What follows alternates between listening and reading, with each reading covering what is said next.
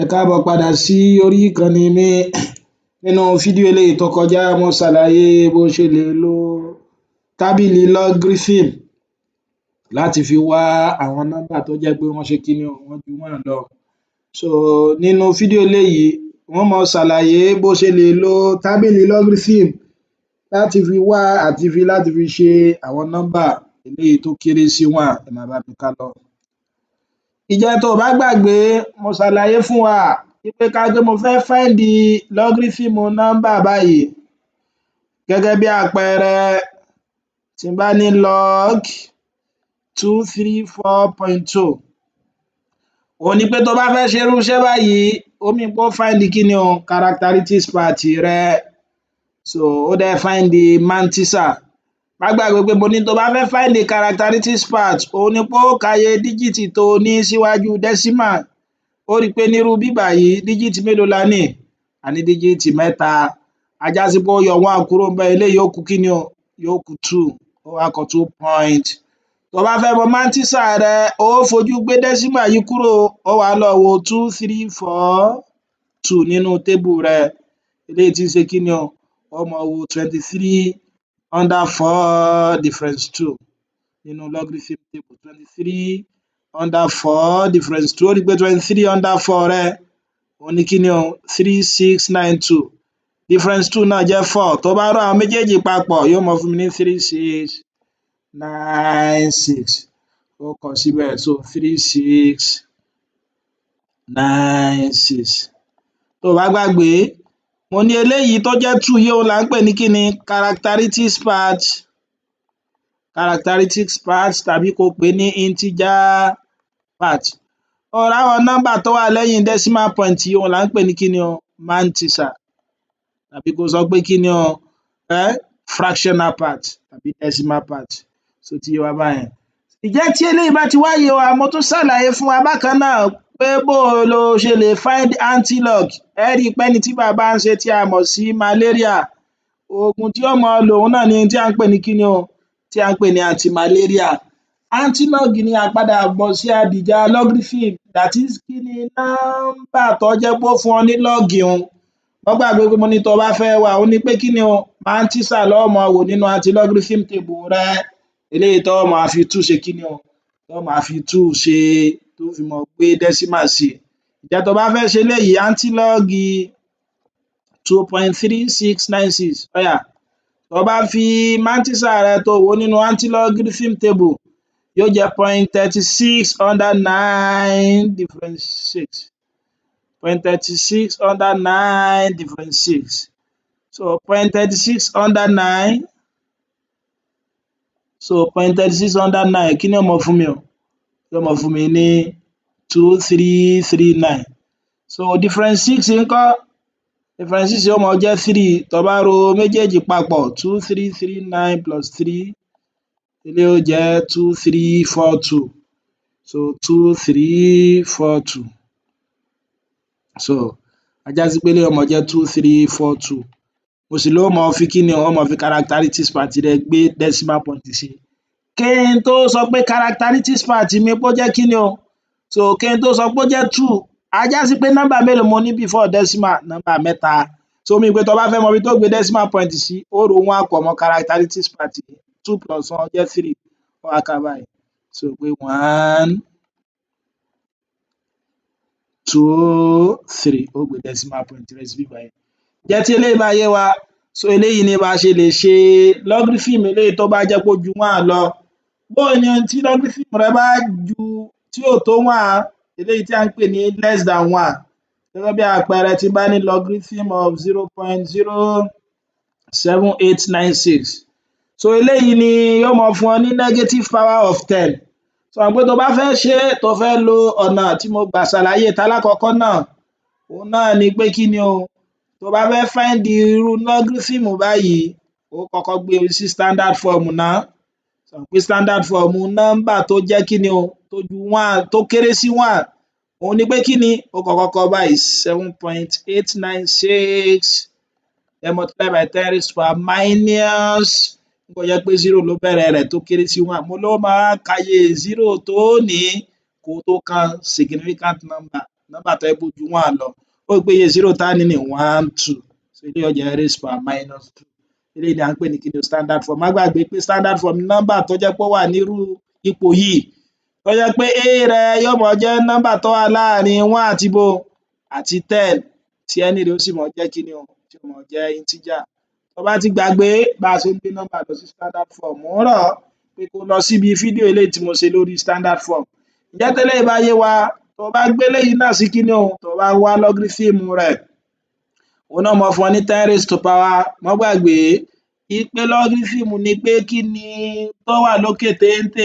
10 tó ti yé wa báyìí sọ́yà kí ni characteristics part wa ń bì báyìí ó rí pé 7 ní àbí eléyìí ó fún mi ní 0 point nígbà yẹn pé 1 digit mo ní before decimal point ó mì pé characteristics part ni ó jẹ́ 1 minus 1 la fi get 0 bí báyìí ó wá wo 78 under 9 difference 6 78 under 9 difference 6 ó yá 78 under 9 that's 8 9 7 1 difference 6 so difference 6 is what difference 6 is 3 yóò mọ̀ fún ẹ ní 8974 8974 you now have 8974 so ti wá báyẹn then multiply by 10 raised power minus 2 ó rí i pé tó bá lo indices rẹ mọ́ gbàgbé pé tí n bá ní a raised power m multiply by a raised power n kí ni ó mọ fún mi o a raised power n plus n á já sí pé eléyìí ó mọ jẹ́ 10 raised power minus 2 plus 0.8974 ǹjẹ́ mo lè kọ pé yóò mọ jẹ́ minus 2.894 kò jọ́ o ò gbúdọ̀ kọ bẹ́ẹ̀ o ìdí ni wípé eléyìí dá dúró fúnra rẹ̀ ni minus 2 rẹ òun ni characteristics part tí 0.8974 tóun jẹ́ kí ni o tóun jẹ́ mantissa tó ti wá báwọn tóun jẹ́ mantissa á já sí pé minus 2 plus 0.8974 kò ṣe déédé pẹ̀lú minus 2.8974 mọ́ kọ bẹ́ẹ̀ o so tó bá kọ bẹ́ẹ̀ ó ti jan àwọn méjèèjì pọ̀ ni ìjẹ́ tí ó bá yé wa bó la ṣe wá tẹ̀síwájú so tó wá rí minus 2 yìí ó rí pé kò bójúmu ká máa kọ pé minus 2 plus kinní kan ní gbogbo ìgbà yóò mọ dàrú ọ̀nà tó lè gbà kọ́ eléyìí tí wọ́n mọ́ ń gbà kọ irúfẹ́ bẹ́ẹ̀ òun ni pé characteristics part rẹ tó bá ti jẹ́ negative ó máa kọ as bar 2 ó fa igi sí nọ́mbà òun lókè 0.8974 tó ti yé wa báyẹn ǹjẹ́ tí eléyìí bá yé wa bó wá ni tó bá fẹ́ find the antilogarithm láti find the antilogarithm kò le rárá má gbàgbé pẹ̀lú àlàyé tí mo ṣe pé ó mọ lo mantissa rẹ ó mọ wò ó nínú antilog ó sì mọ fi kí ni o characteristics part rẹ ó fi mọ gbé decimal point sí ó yá tó bá lọ sínú antilog table a fẹ́ wo 0.89 under 7 difference 4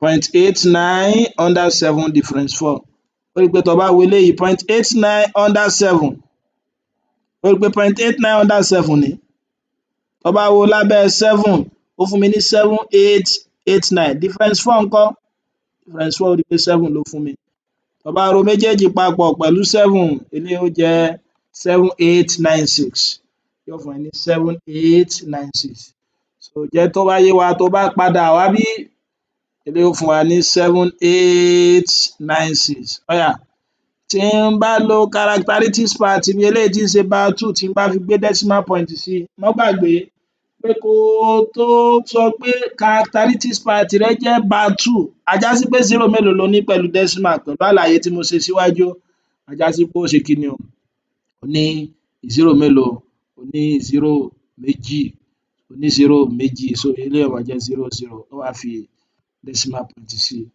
eléyìí ni bá ṣe mọ̀ ṣe kí ni o bá ṣe mọ̀ ṣe logarithm eléyìí tí ò tó kí ni eléyìí tí ò tó 1 ó yá ó rí i pé ó jọra wọn jẹ́ n tún fún ọ lápẹẹrẹ mìíràn gẹ́gẹ́ bí àpẹẹrẹ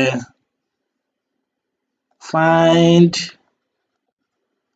the antilog of bar 2.7903 eléyìí ní ò le rárá kí ni mo ṣàlàyé fún ọ mo ló mọ fi mantissa rẹ ó mọ fi wò ó nínú logarithm table tábìlì logarithm rẹ ṣó ti yé ó dẹ̀ mọ fi characteristics part ó fi mọ gbé decimal sí ó yá tó bá wo 0.79 under 0 difference 3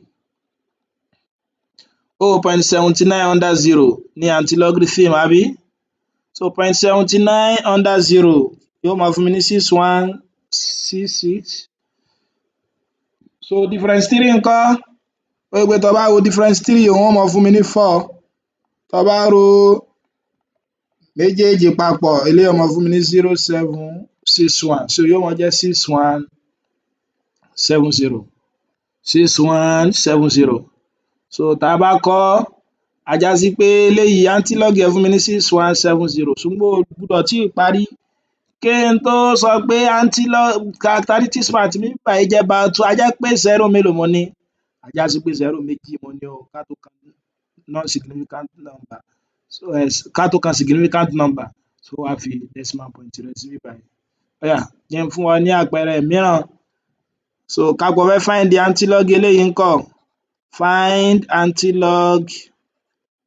find the antilog of bar 4.0907 ó yá bó ṣe ń ṣe náà ló tún ṣe ṣe wàá fi mantisa rẹ wàá wò nínú antilogarithm table rẹ bó ló ṣe wò 0.09 under 0 difference 7 0.09 under 0 difference 7 0.09 under 0 that's 1230 difference 7 jẹ́ 2 àbí tó bá rò papọ̀ yóò fún ẹ ní kíni 1232 so eléyìí ó máa fún mi ní kíni 1232 ìjẹ́ tó bá yé wa tó fún mi ní 1232 ó mean pé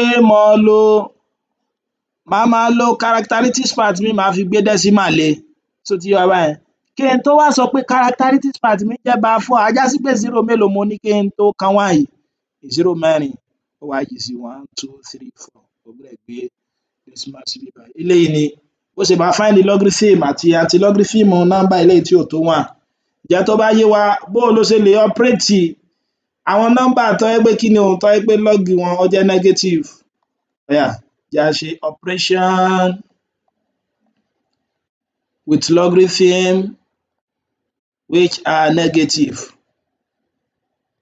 ká pé wọ́n fún ẹ ní logarithm méjì tó jẹ́ pé negative ló jẹ́ that is characteristics part àwọn méjèèjì jẹ́ báàbáà bó ló ṣe add wọn bó ló ṣe subtract wọn bó ló ṣe multiply bó dẹ̀ ló ṣe yọ wọ́n kúrò la fẹ́ ṣe gẹ́gẹ́ bí àpẹẹrẹ ká pé n bá ní 5.2671 plus bar 4.9061 eléyìí kò le rárá bó ṣe ń ṣe ìṣirò rẹ̀ náà ló ṣe ṣe ó yá ó mean pé yóò máa jẹ́ bar 5.2671 bó jẹ́ pé a fẹ́ rò papọ̀ ni bar 49061 á já sí pé eléyìí ó máa fún mi ní 2 13 àbí so eléyìí ó jẹ́ 7 tó bá fi 2 àti 9 yóò jẹ́ 11 ó kọ 1 fi 1 pamọ́ tó bá fi 1 pamọ́ síbí báyìí sọ pé ó dàbí kó ní 1 minus 5 àbí yóò máa fún ọ ní bar 4 sọ pé 1 minus 5 ó máa jẹ́ minus 4 and minus 4 is bar 4 tó bá fẹ́ kọ characteristics part kó mọ́ dà papọ̀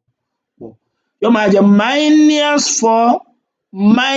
4 so ti yé sọ pé plus times minus ni so minus 4 eléyìí ó máa fún mi ní minus 8 mo dẹ̀ sọ pé o gbọ́dọ̀ kọ ní minus 8 bó ló ṣe mọ kọ kó mọ kọ ní bar 8 kó mọ papọ̀ mọ́ ti mantisa rẹ ó rí i pé kò le rárá gẹ́gẹ́ bí àpẹẹrẹ mìíràn ká pé mo fẹ́ yọ wọ́n kúrò nínú ara wọn ńkọ́ tí mo á ní bar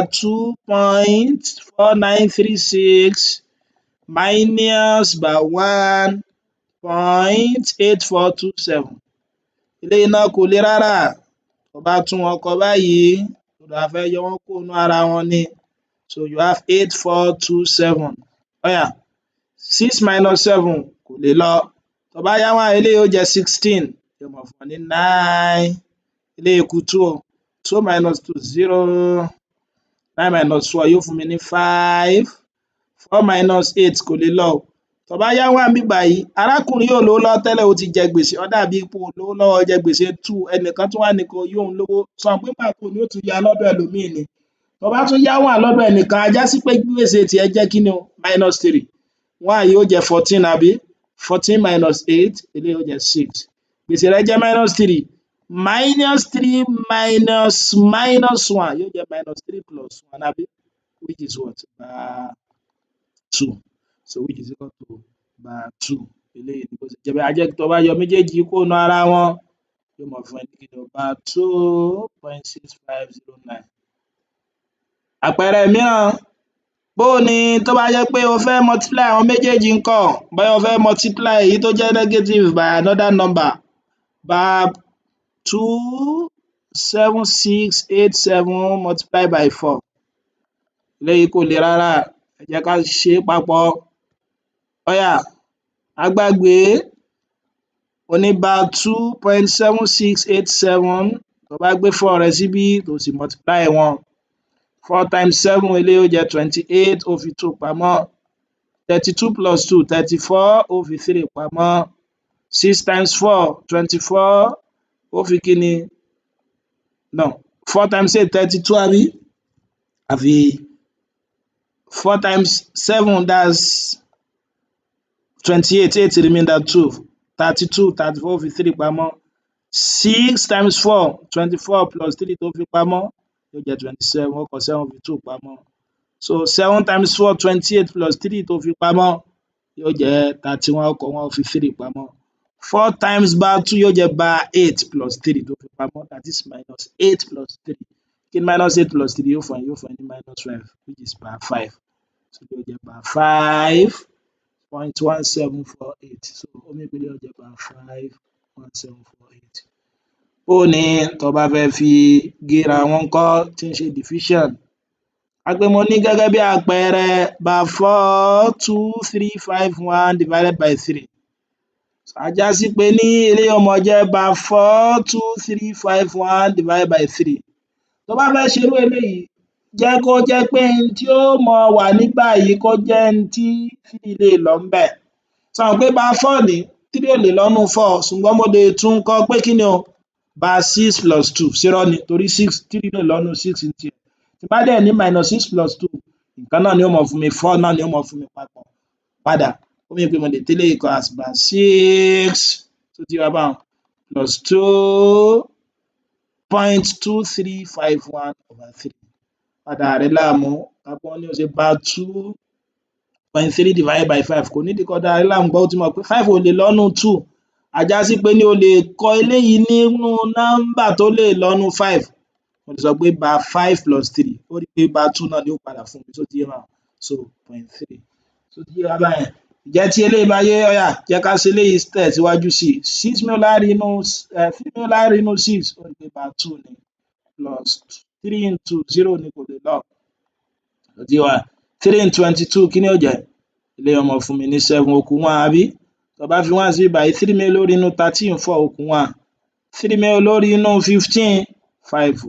3 mélòó ló rí nínú 1? Òdo. Ṣó ti yé wa báyẹn? O lè dúró ńbí. Tó bá ro nọ́mbà náà papọ̀, a já sí pé ní ó máa ní kí ni o? Ó máa ní bar 2.7450. Bar 2.7450. Ǹjẹ́ tí eléyìí bá yé wa, ẹ jẹ́ n fún wa ní àpẹẹrẹ eléyìí tí ó kó gbogbo ohun tá à ti ń ṣe bọ̀ sínú.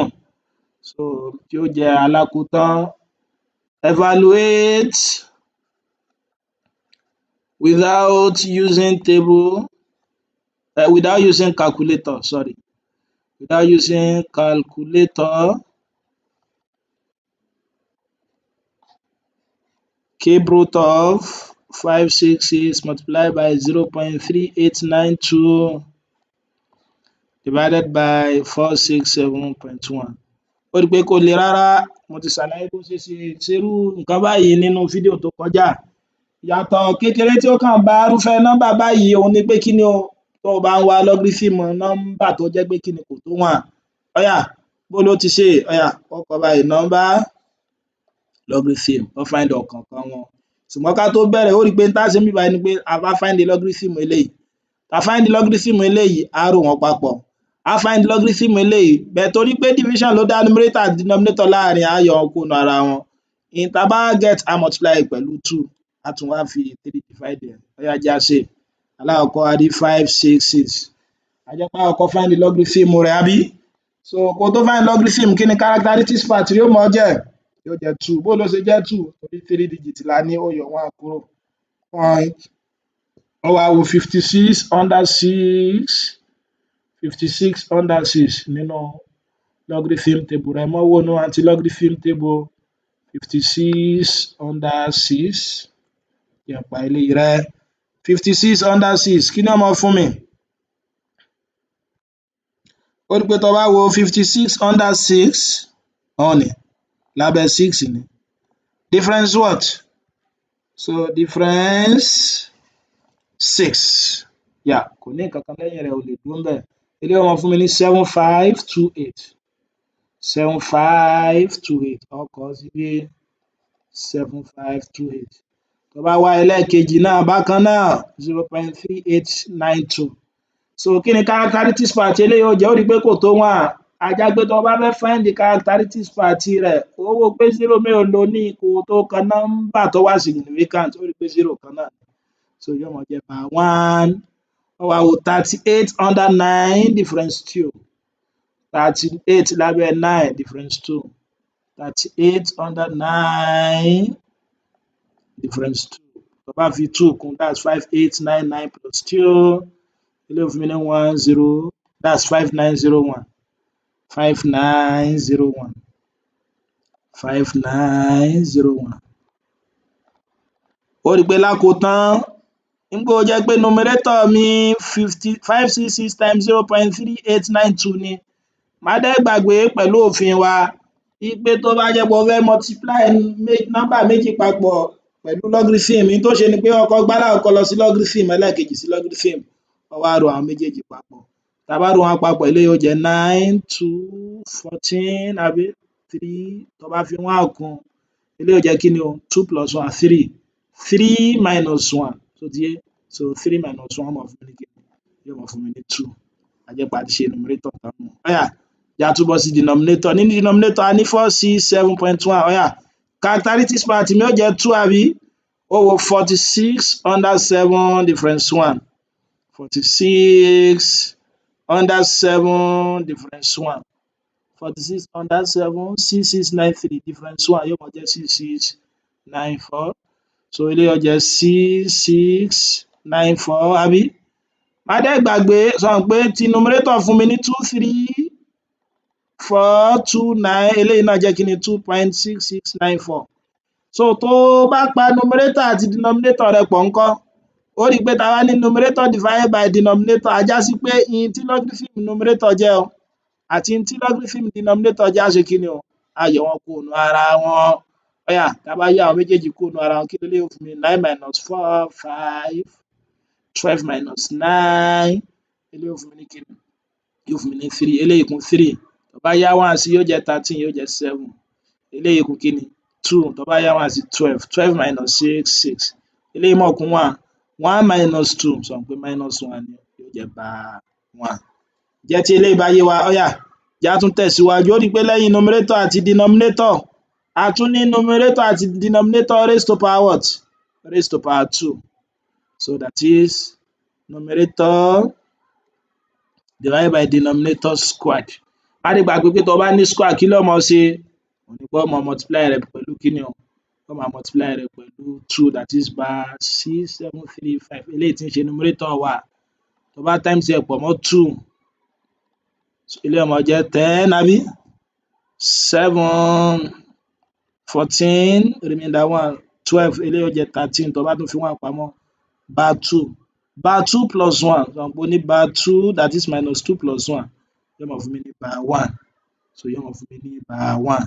Jẹ́ tó bá yé wa, jẹ́ á ṣe eléyìí tó ká díẹ̀ ńbẹ̀, which is cube root of numerator divided by denominator square. Òun ni pé tó bá fẹ́ find the cube root, ó mean pé n tó get níbí báyìí ó máa ṣe kí ni? Ó máa divide ẹ̀ by 3. Má dẹ̀ gbàgbé àpèjúwe tí mo sọ.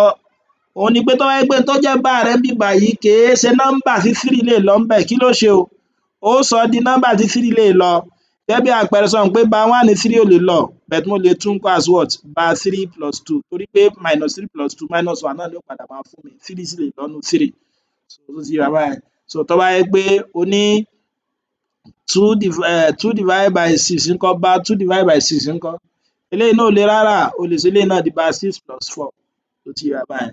A já sí pé eléyìí ó máa jẹ́ about 3 plus 2.3470 divided by 3. Ó yá, tá a bá fi géra wọn 3 in 3 bar yóò jẹ́ about 1, 3 in 2 kò lè lọ, so ó kọ 0.3 in 23 7 nìyẹn o, ó kù 2, 3 in 24 8 àbí, 3 in 7 2 ó kù 1, 3 in 10 kí ni 3 mélòó la rí nínú 10 ni, so ó di pé 3 mélòó la rí nínú 10 3 ó kù kí ni ó kù 1, so kò lè dúró ńbẹ̀ un, tó ti yé wa báyẹn.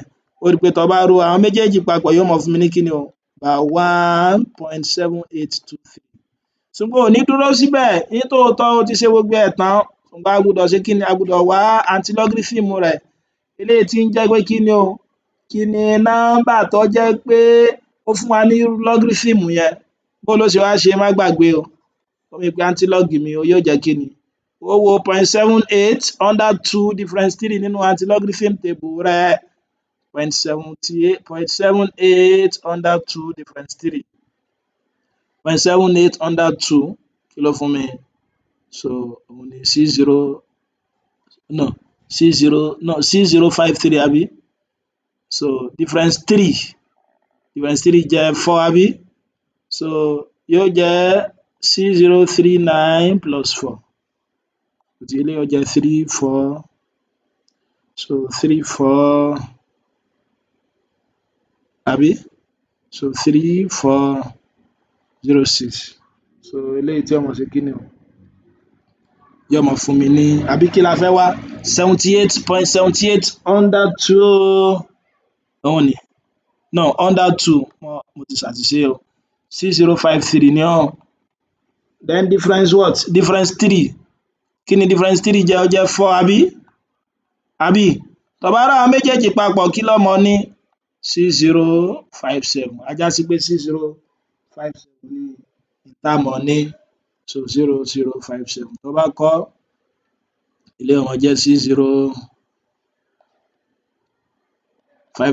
ṣùgbọ́n kò tán síbẹ̀, ó máa lo characteristics part rẹ láti fi gbé decimal sí, má dẹ̀ gbàgbé kó tó sọ pé characteristics part yẹn jẹ́ bar 1, á jẹ́ pé 0 mélòó ló máa ní síwájú 6 o, 0 kan, so eléyìí ni answer rẹ̀. So lákòótán pé láì dára wa láàmú, òun náà ni pé tó bá ní cube root of 566 multiply by 0.3892 divided by 467.1, ó rí pé question WAEC kan leléyìí. So nínú question wọ́n ní kó evaluate ẹ̀ sí 3 significant figure, tí wọ́n bá ní evaluate, ká pé question sọ pé evaluate your answer to 3 significant figure. Kí ni significant figure gẹ́gẹ́ bí mo ṣe ṣàlàyé, òun ni first non-zero number, nọ́mbà tí wọ́n bá ní 3 significant number, pé nọ́mbà mẹ́ta alákọ̀ọ́kọ́ tí è ṣe 0 òun ló fẹ́ kó wà, ó mì pé nígbà tí mo ní 0.6057 ó mì pé ń kà, ó rí pé òdo leléyìí ò ní kà sí, ibi báyìí ló ti bẹ̀rẹ̀ 1 2 3 ó dúró, ṣùgbọ́n kó tó dúró wo nọ́mbà tó wà lẹ́yìn rẹ̀, so bóyá ó ju 5, ó jẹ́ 5 tàbí ó ju 5 lọ, tó bá wà láàrin 0 àti 4 ó máa round ẹ̀ down di 0, tó bá wà láàrin 5 àti 9 ó máa round ẹ̀ up di 1, á jẹ́ pé eléyìí 1 ni ó máa dì, tó bá fi 1 kún 5 yóò jẹ́ 6, eléyìí máa jẹ́ kí ni, so 0.0057 yóò máa jẹ́ kí ni, approximately 0.606, correct, so what, 3 significant figure. Eléyìí ni bó ṣe máa ṣe àwọn logarithm, eléyìí tó ṣe kí ni, eléyìí tí ó bá tó 1. Ǹjẹ́ tí eléyìí bá yé wa, mo ń gbà ọ́ níyànjú láti like àwọn fídíò mi, kó sì bá mi subscribe pẹ̀lú tó bá ti ṣe bẹ́ẹ̀, sì bá mi sọ fún àwọn èèyàn rẹ káwọn náà ṣe bẹ́ẹ̀, kó lè jẹ́ àǹfààní fún wọn àti ọ̀pọ̀lọpọ̀ ẹlòmíràn, títí tí màá fi pàdé rẹ nínú fídíò tó ń bọ̀.